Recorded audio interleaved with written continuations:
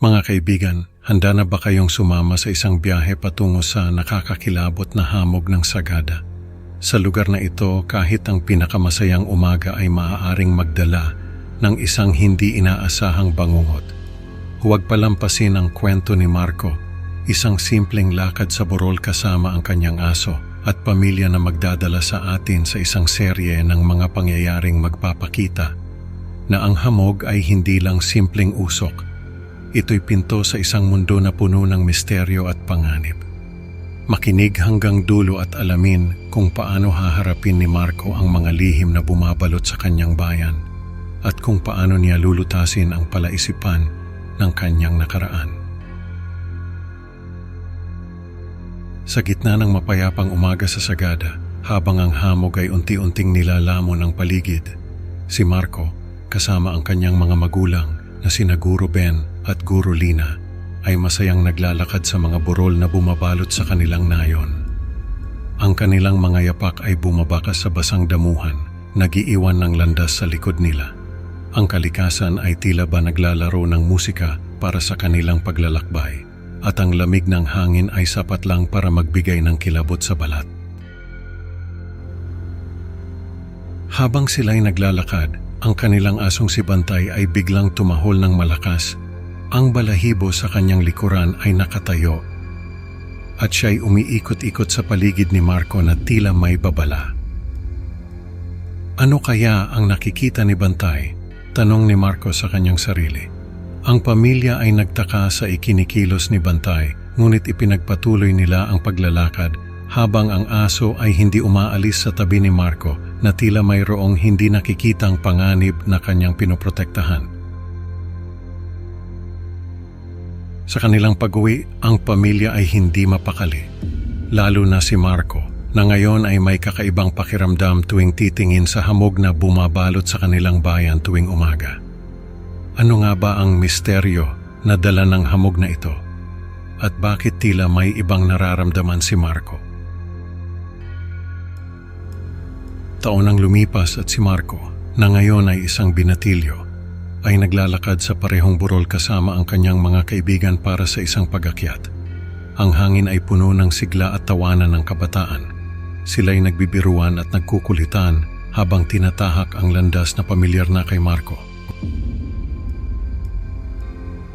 Ngunit isang hindi inaasahang pagbuhos ng ulan ang nagdulot ng takot at pagkalito sa grupo, at si Marco ay nadulas sa maputik na daan, nahulog, at nagtamo ng mga sugat at pilat.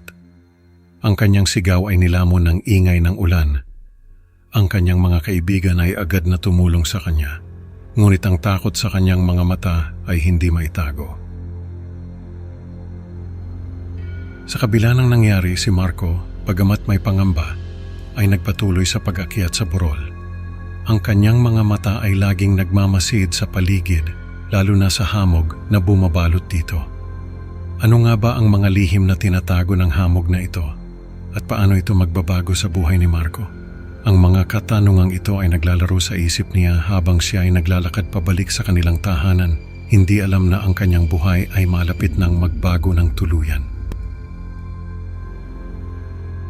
Sa muling pag-akyat ni Marco sa burol kasama ang kanyang matalik na kaibigan na si Jomar, ang hamog ay makapal na tila kumot na bumabalot sa kanilang paligid.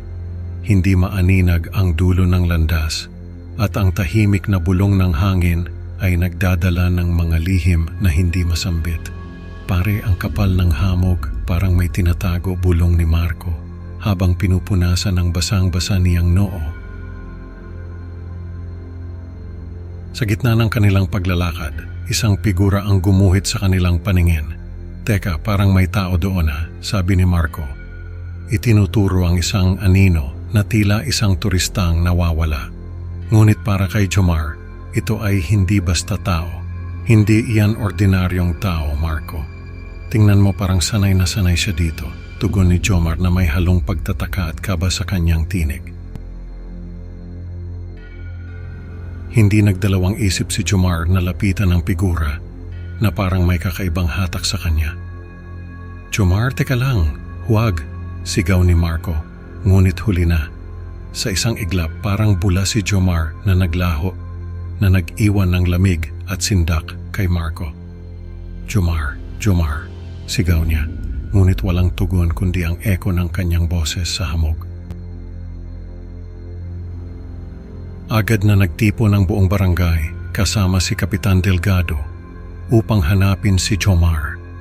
Araw at gabi silang naghanap, ngunit walang bakas ni Jomar ang natagpuan. Ang misteryo ng kanyang pagkawala ay nagdulot ng takot sa puso ng bawat isa sa Sagada. Ano nga ba ang lihim ng hamog at ng burol na yon? Samantala, sa Maynila, isang bagong yugto ng buhay ni Marco ang naghihintay. Ngunit paano niya haharapin ang pagbabago kung ang kanyang puso ay puno ng mga tanong at pangungulila sa kaibigang nawala? Ano nga ba ang mga kwentong kanyang ibabahagi at sino ang maniniwala sa kanya? Sa paglipat ni Marco sa Maynila para mag-aral, dala niya ang mga alaala at kwento mula sa burol ng Sagada. Sa kanyang mga kaklase sa universidad, ibinahagi niya ang mga karanasang hindi niya malimutan. Guys, hindi biro yung nangyari sa amin sa Sagada, kwento niya habang ang siyudad ay abala sa kanyang paligid. Marami sa kanyang mga kaklase ang nagduda at hindi naniwala. Kwento-kwento lang yan, Marco, sabi ng isa. Ngunit may ilan, mga kababayang galing din sa probinsya, na tahimik na nakikinig at may mga tingin na tila may sariling karanasan sa mga hindi maipaliwanag na pangyayari. Alam ko ang pakiramdam mo, Marco, sabi ng isang kaklase mula sa probinsya na may halong simpatiya at pagkaunawa. Sa gitna ng modernong kapaligiran ng Maynila, si Marco ay nakakaramdam ng pagkawalay sa kanyang mga ugat. Ang ingay ng syudad ay hindi sapat upang takpan ang bulong ng hamog na bumabalik sa kanyang alaala. Ang misteryo ng Sagada ay parang anino na sumusunod sa kanya kahit saan siya magpunta. Habang si Marco ay naglalakad sa kahabaan ng EDSA, may kakaibang pakiramdam na bumabalot sa kanya. Ano kaya ang susunod na mangyayari sa kanyang pagbabalik sa Sagada? At sino ang estrangherong magbubunyag ng lihim na magbabago sa takbo ng kanyang buhay?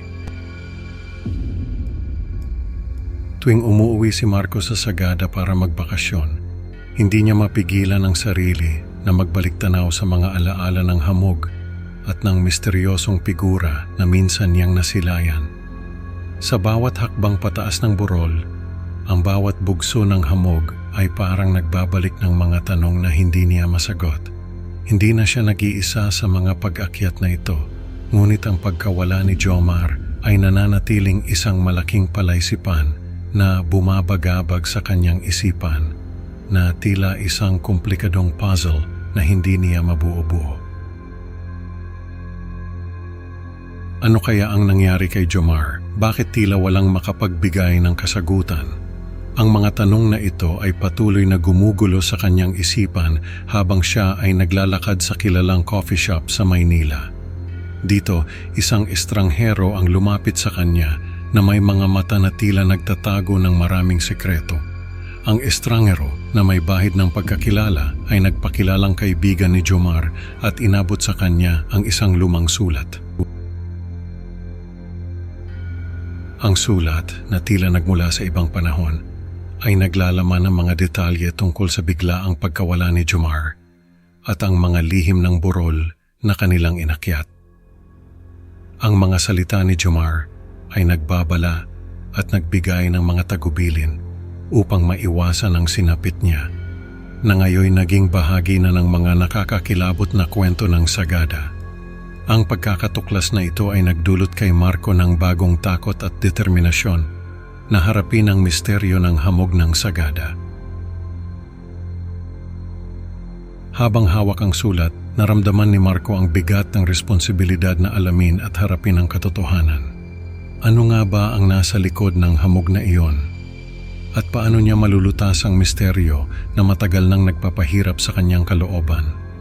Ang mga sagot ay naghihintay sa kanya at alam niyang hindi siya titigil hanggat hindi niya ito natutuklasan. Mga kaibigan, sa bawat hamog ng buhay, may mga lihim na naghihintay matuklasan. Salamat sa pakikinig. Huwag kalimutang mag-like at mag-subscribe sa Creepy Pinoy Stories para sa mas marami pang kwento. Kita-kits sa susunod na upload. Mag-ingat ka, baka sa susunod na hamog ng umaga may lihim na sa'yo'y magpakita. Paalam at hanggang sa muli nating pagtatagpo sa madilim na sulok ng ating mga alamat.